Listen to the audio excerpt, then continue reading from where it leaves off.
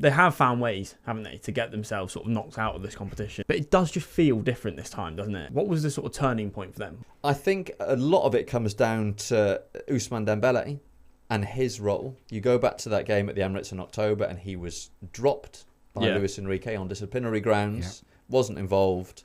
PSG are well beaten.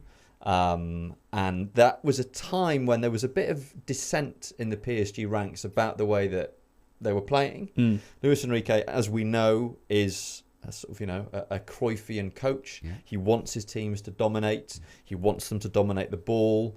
And he has in that PSG squad a lot of players who are exceptionally good on the counter-attack. Barcola, Doué, Dembele, the fullbacks, Nuno Mendes and Achraf Hakimi. And he was kind of asking them to play against their nature. We win the ball back and we don't attack straight away. We recycle, we get in position, we protect ourselves against the risk of being counter-attacked ourselves.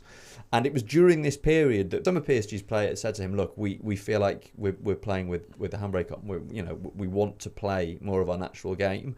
And out of these conversations and out of Luis Enrique's decision to put Ousmane Dembele as the false nine, PSG found a different way of playing. Look at the team that started that game at the Emirates. It's not very different to the one that will start in Munich on Saturday. So the personnel haven't really changed, but the tactics have changed a little bit. I think Luis Enrique has taken a step towards the players in a way that's been appreciated. And in particular, and in a way that I don't think anyone could have anticipated, Dembele playing in that role turned him into one of the most formidable goal scorers in Europe, even though he has gone off the board a little bit in recent years. He has, yeah. Do you think that's going to impact his chance of winning the Ballon d'Or because his name has been thrown into the mix? I think he's current favourite for the Ballon d'Or, and we know how these things work. Generally speaking, the Ballon d'Or goes to the standout player in the most successful team of the previous 12 months.